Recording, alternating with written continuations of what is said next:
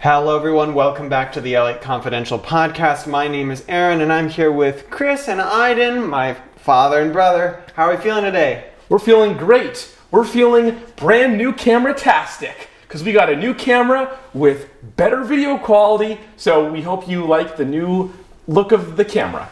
I can't wait to see what it looks like. I honestly haven't seen any footage from this, but we've been in Phoenix for the past 2 weeks, so we have spent the past week doing all new things. It was very different from last week. We didn't go to Sedona. We didn't do that. If you didn't see last week's podcast, you should see it. In any case, so this week we went to 2 museums, and then Dad and I, Chris and I, went hiking in the Phoenix Mountains Reserves. So who wants to talk about some of the museums we went to? Before we do that, we should probably do our question of the week. And our question of the week is very special because we've been showing up to some of these assignments, and it's been the 3 of us. The boys both with cameras and then me recording. And sometimes people get a little taken aback by that because they think, well, a journalist is going to show up and it's just going to be the journalist and maybe a photographer. So our question of the week was, what is the largest group that you have ever traveled with? And bonus question, at what point did the group get so big that it became unwieldy? Or at what point did your group become intimidating to others around you? Yes. Because 3 6-feet-tall men wearing black, and you don't see it right now, but we always have sunglasses on, yes, exactly, with cameras and like a notebook and recording everyone around them. We Yeah. look intimidating, and there's been a lot of people that we've went up to and interviewed and talked about a location, and the whole time they're like sweating and looking, giving us the side eye. Like, They feel like we're are they going to jump on me? 60 Minutes or something like that. Yeah. We've been in large groups before when we've taken cruises. Like there was the coastal Japan cruise that we took with National Geographic and Lindblad, where it was just, there was a huge group that piled into a bus and it kind of got very unwieldy. So I'd love to hear from you. Maybe you've traveled with just your family, or maybe you've been on a larger trip and with like a cruise or something like that, or a tour. Tell us about it, and also tell us how maybe you dealt with the group dynamics. We've been having some really interesting group dynamics here, and also with some of the places that we're visiting, and I'm sure it will all come out in the rest of the podcast. So I'll tell you more about that later. I'll be honest, I think that traveling as a family probably is the best. Because when you're traveling in a huge bus of people, it's like you're on your own little island. And we've been on those bus tours before, and they are definitely an acquired taste, something that you want to be prepared for, which is why you're listening to this podcast. And also why we're talking about, which museum are we going to start with? Let's start with the Musical Instrument Museum. No one really realizes this outside of maybe Phoenix or Arizona, which is that Phoenix has a lot of really great museums. So we went to one museum that is our absolute favorite museum, one of our favorite museums in the world, if not our favorite, the Musical Instrument Museum. Yeah, the Musical Instrument Museum is basically the only musical instrument museum in the world that tries to cover all music from all parts of the world. It's a global phenomenon. And you go in there and you really feel it because the entire building is basically dedicated for specific regions and musical styles. And they have important musical instruments, of course, accompanying all of these different musics, all of these different cultures. What did you guys think of it? Oh, it was great. It was phenomenal. I love going there. I could have just stayed there all day. We only had about 2 hours. Aiden, what did you think? Oh, well, when we first looked through there, we were trying to find an angle for sustainability, and I thought, a musical instrument museum. Oh, they cut down trees for this or something. You're supposed to conserve the environment or something. I don't know. Actually, I heard that cutting down trees was good for the environment. That's besides the point. Really? But we looked through. We're like, oh, what are we gonna do? The only like sustainability aspect is like, oh, well, they keep the instruments from degrading or something. But no, they have trash can basses, they have trash can violins, they have all these instruments made out of trash cans. Recycled, yes, recycled. All the recycled instruments. There were a couple of areas there that were totally separate because they have all the exhibits based on areas of the world. Totally separate areas of the museum that covered recycled instruments from poor countries, and, particularly in Latin America. Here's a photo of one of the kind of setups that they had where there were, it was these this town in Central America that was built on a landfill, and they were using various things that they found in the landfill to create instruments. And some of these instruments are really intricate. Like they made a saxophone that looked like a themed saxophone, almost like a regular saxophone that you just maybe painted to look like trash. Because it really, you can tell that it was very well handcrafted. From a distance, it doesn't look like trash. They have an orchestra, and they actually tour. So in the basement of the Musical Instrument Museum, though, there was this thing called the Apollonia. Aaron, tell us about the Apollonia. The Apollonia is the largest musical instrument. Technically, it's a lot of different musical instruments, but it's the largest musical instrument in the museum.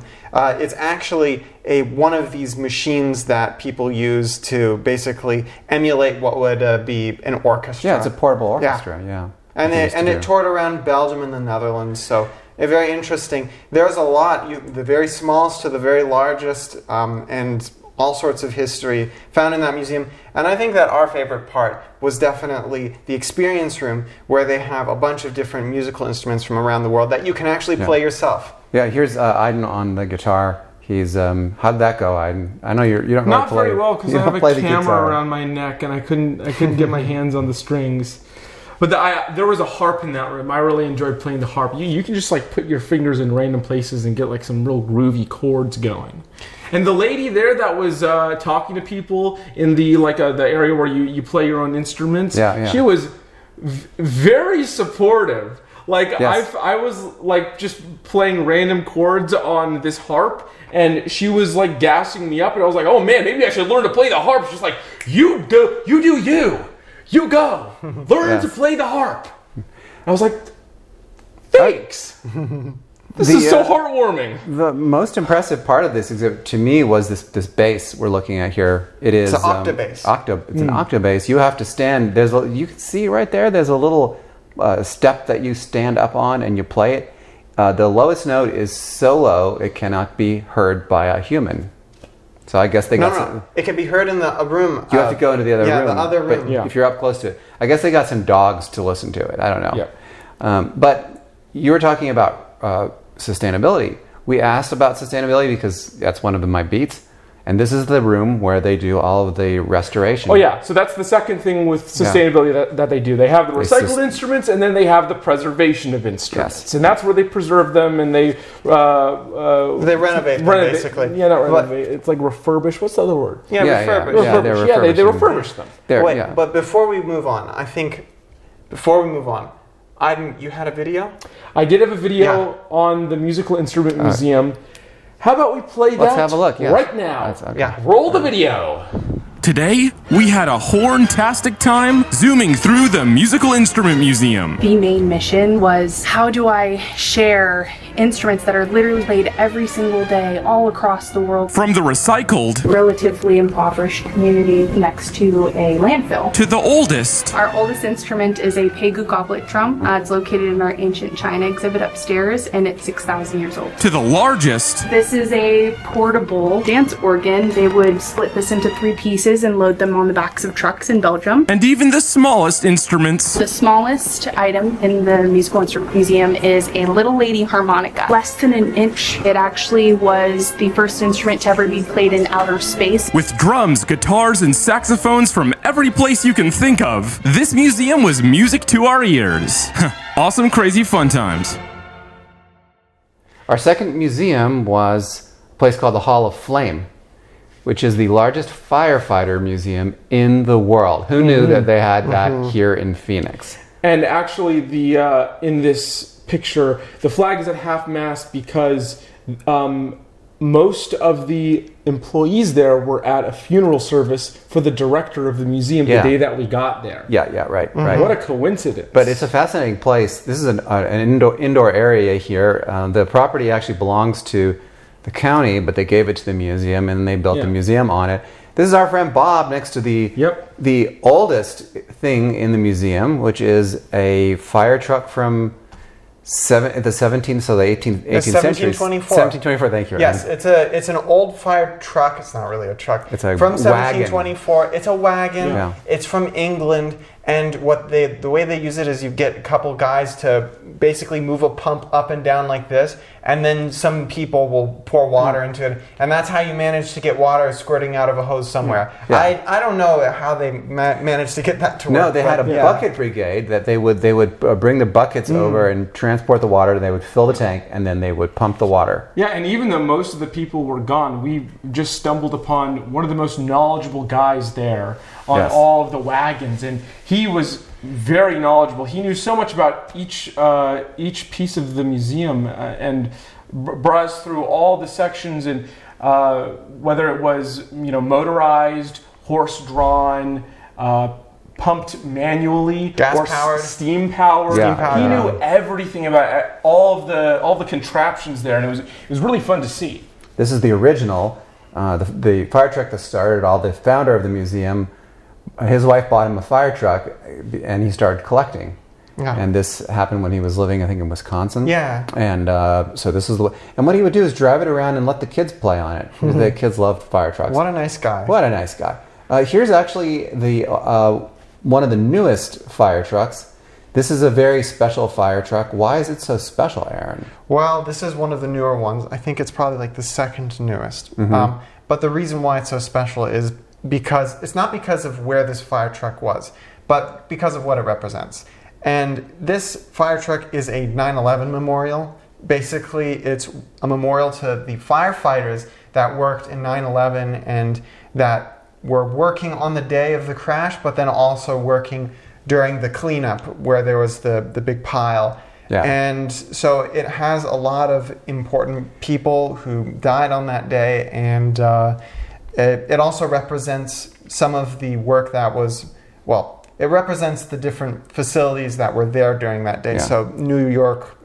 There are names on the side basically. of the truck, and everyone who was working on 9/11 in this fire truck did not make it, unfortunately. Yeah. We also made another video about the Hall of Flame. Roll the next fire video that we made. Today, we had a fire time at the Hall of Flame, where we saw the entire history of firefighting. This engine was built in England in 1725. From the oldest fire pump They believe it was either served on an estate or it was operated by an insurance fire brigade. This one was 125 years later. This pumps 250 gallons per minute. I mean, I still can't get over the fact that this was all hand-drawn. to the swanky motor vehicles of the 1950s, Their last horse-drawn engine, they had their new motorized engine waiting there, and they just traded off the horses and then went on to the engines. all the way up until 9/11. This museum is the largest collection of firefighting memorabilia in the world. What a blast! Now that was a hot video, Aiden. It was fire. Ha, ha, ha. Yeah. Okay. That was, Get the joke? Speaking of hot, we've been hiking around a lot. Now, Aaron and I like to get up early in the morning and walk around, and there are plenty of places to go walking in the Phoenix area. More than I actually thought. I was very surprised. yeah. Like everywhere you go, there's a neighborhood, and at the end of the neighborhood that backs up into the mountain, there is a little trailhead, and you can go walking up there. Yes, so we're fortunate enough to be right next to Camelback, which is one of the most scenic, of course, hikes. Grueling. And scenic mountains Grueling hikes. near Scottsdale. Yes. But then we're also near the Phoenix Mountains Preserve. Mm-hmm. Phoenix Mountain Preserve has a ton of really great hikes. One of the ones that we did just today was Piesteva Peak, which is quite grueling. Crazy. That was 1 hour up, and it was just straight uphill. It was crazy. But really, there's much more than just grueling hikes and sharp rocks. I think one of the great opportunities that you get when you're doing some of these hikes, even the easier ones, is you get to see really just some of the beauty of the desert, and you get to really feel like you're And in great nature, views. even while you're literally in the center of Phoenix. Yeah, right. Yeah. So here's a photo of, here's one of the photos that I took Yeah, you while took we that were one. Yeah, that was on nice. one of these hikes, and it really does feel sometimes like a complete alien landscape. I mean, this is just a beautiful composition. You've got the white fluffy clouds and the blue sky, and if you didn't know this is something interesting, is now there's a special EV license plate here that is basically just white clouds and blue sky. So if you ever see that, you know it's an Arizona plate. Anyway, Well, the reason that we had these white fluffy clouds is that a hurricane had come through from Yes. Mexico, and it's been raining a lot here, which is just like very unusual. It usually is beautiful blue sky, but we've been having some rain. So we're getting some pictures that you normally wouldn't see. Here's a nice shot that I got of a cactus with some birds that are living on it, and you see some things that you normally only see during the spring. Such beautiful nature. Yes, it is. Here's a nice cactus. Cute little chipmunk. Yes. Oh, so cute. That chipmunk really got friendly with us. It was trying to climb up the side of my legs. It thought I had food. Do you think he can? Do you think the chipmunk can sing "All My Single Ladies"? Not this one. This is not a sanctioned Disney chipmunk, unfortunately. No, my name is Aaron, not Alvin. Sorry. Yes. No, Close enough. I was hoping his name was Alvin, actually. Never mind. We climbed up the hill. remember. This is on yesterday's hike. Yes. Where it almost was raining. We were saying to ourselves, is it going to rain or not? And then we saw all these caterpillars falling off the side of the mountain. I think they knew it was going to rain. Also, so they come fun out. fact, if you eat one of those, you die. You die. Dude, you wouldn't believe the number of articles of people eating those as a dare, and then they just die 5 days later. Well, we did not eat them. 5 days later, that's They all. look yummy, though. I mean, They're kind of juicy. why would it be so bright and colorful if it wasn't scrumptious? Maybe it's lemon flavored. Yeah. Oh, yeah. Maybe it tastes You like should Laffy try. Taffy. Next time you should try. The mountains are really beautiful here. The hiking is not the same as in Sedona. I really like hiking in Sedona. Here, there's a lot of gravel and sharp rocks. Not my thing. Yeah. But still, we're still enjoying it I a would say lot. this: Sedona is like Mars Utopia, and Phoenix is like Mars Dystopia. Out in Phoenix, everything's round and colorful and fun and fluffy looking, and here it's all jagged and sharp, and you slip on the tiny rocks and you break your neck. People love building homes up here. Here's one home that is unfinished, and I thought, well, maybe we should see if we can get that one. No, I'm kidding. But really, the nice thing is the views. The views are just spectacular. That's what they want you to think. They want you to think it's abandoned. This one, I think this one was like an unfinished house. Go inside, go into the basement, you're going to see some stuff. And that's what we did in Phoenix last week.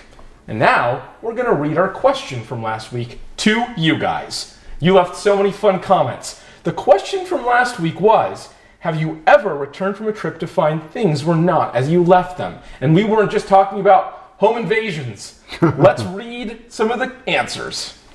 Tab says, the 94 earthquake. I came home from New Orleans to find my condo had cracks in the wall and stuff from shelves and refrigerator all over the floor.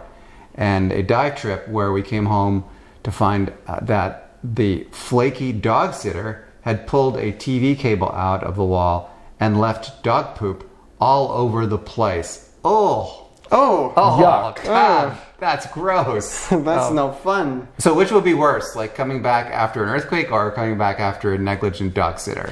I think that the earthquake might have had something to do with the negligent dog sitter. Those are in different years, though. Then Yes, it's a dive trip. The second one was a different trip. Okay, I think probably the worst is the dog poop. I think the dog poop. Why is that the worst? If you have a crack in your walls, you probably have issues with the foundation that will cost thousands of dollars to repair. That's true. You can call a cleaning lady over for $150, especially if this is happening back in 1994. I would prefer the dog sitter that's flaky over the 94 earthquake. Maybe. They think the dog poop is worse than an earthquake? Well, no, it feels bad. You walk in, as a dog is pooping all An over the earthquake place. is way worse. Yeah, well, okay. What the heck? Okay, next question. All right. Leah says, whenever I come back from travel, it seems like Dallas has yet another level of interchanges, and yet another massive expanse of never-ending construction. Oh, yeah, well, that's Dallas for you. Dallas is always under construction. Dallas is the definition of urban sprawl. And those interchanges, actually, there is one city that kind of tops Dallas, and that's Houston. Oh, yeah. Houston has them right on top. Thank of God the you're other. not in Houston. Yeah, No, so I it think could be it's worse. a Texas thing. Could be. Because honestly, Yeah. after being in San Antonio, because we've driven through San Antonio Yeah. at least 3 times, and every time it's insane driving through San Antonio. I remember being on probably an 8-lane highway and having to take one of the middle lanes to do a particular exit. I don't know who designed, who's designing Texas. Where are their brains? Where did they go? That's a topic for another time, I'm sure. All right. Susan writes, one year I came home after my week at the beach to a completely rearranged living room. My next door neighbor, who always cat sat for me, had decided to play interior decorator and move my furniture and piano into completely different spots. Very disconcerting. It would have worked had my room been about 10 feet wider than it is. I lived with it for a while and then moved it all back.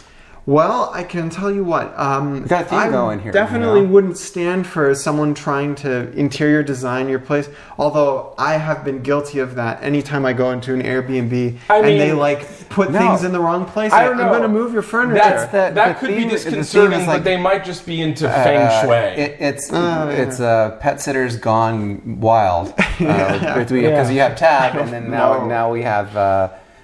Susan with her decorations rearranging. Joy says, I don't know that the places have changed as much as I've changed by being away. Returning always depresses me because I feel the social negatives so acutely. By the way, welcome back to Phoenix. Good to have you here for a bit. Well, thanks, Joyce. We're happy to be here for you, Joyce. Phoenix has been great. And this is our last podcast from the United States. We will be in a new country during our next podcast. And you are off to a conference, so we're gonna be missing a week. TwitchCon. Yeah, you're gonna become a live streamer. Live Twitch streamer. A live Twitch streamer. We'll do this. We'll start doing this podcast live. Oh yeah. Yeah. We should. We'll just have a big button in the middle for when we have to censor each other. And then it'll just go beep. It'll mute us, and we'll go. You would be surprised at how often we have to edit this podcast. Yeah. Let's just go. Beep. Yeah. Actually, we've really enjoyed being back in the States. I mean, there have been positives and negatives that there always is, but I thought that it was going to be a much more jarring experience being here. How about you guys? I mean, it's not jarring at all. Because I actually missed the style of service that you get in the U.S. Oh, yeah, and I had a couple of bad experiences when I first came back here, way back when we were in Japan in 2023. But I realized that I was just in a really bad city. What's Houston. I like Houston. I'm not a big fan of Houston. I like Houston. Anyway, but when we came back here, here in Arizona, the service is great. And, we used to travel around the U.S. all the time. We know a lot of the places where the service is good. And I should have known. When I came back that the service in Houston was going to be bad because it was just as bad the last time we were there. So coming back to a place that we lived before, back to a place where we know the service is good, the people are friendly, people are really nice here in Arizona. That dampened it a lot. And when we came here, it was not jarring at all. It was actually very pleasant, and it was just like we remembered it last time we lived in Arizona. So, W Arizona, W guys, W Arizona. That means win. I'm doing the Twitch terminology. I'm going to TwitchCon. Got to remember, guys. In Twitch terminology, W means win. It means awesome. So that's for the audience to know. Good to know. Yeah. All right. Anyway, Aaron, you have anything to add to that? No, I think it's great to have a fresh perspective on life in the United States. I think that growing up and then also experiencing all these new things and different ways of life, it makes you appreciate what you have here. And I think that, being here, it's like fitting into an old glove. But honestly, I like it a lot, and I just think it's beyond comparison. Unless you have a really good idea, it's very easy to take for granted what you have here. Yep, and if it don't fit, you have to acquit. I really like driving here. I hate to say that. Driving in other countries just drives me crazy, literally. Yeah. But here, the roads are nice and wide, and people are relatively nice compared to other places. Australia, we would get run off the road.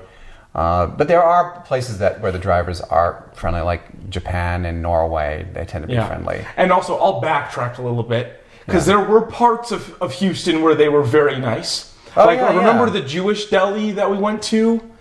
Yes. That place, that guy was so nice. Well, you remember one of the nicest guys we ever. Yeah, Woodlands. Those areas are really we were nice. there, I was just in the areas where everyone had an attitude problem. Yeah. It's horrible. I really have enjoyed being back here, and but I'm also looking forward to going out and just exploring some more. We have a lot of places to see that we haven't been to yet, and so we're really looking forward to showing those to you. So in the meantime, and the next podcast will also have food for you. So stay tuned for that. In the meantime, in the meantime, don't forget our question of the week, which is... Our question of the week was, tell us about your experience traveling in groups. Largest groups, smallest groups. Well, smallest groups, you've already done traveling alone probably. Most unwieldy groups too, like big bus groups, things like that. Anyway, we'll see you next time. Let us know. We can't wait to see you next podcast, which is in some undetermined amount of time. Undisclosed location. We'll see you there. Bye. Ciao. Bye-bye.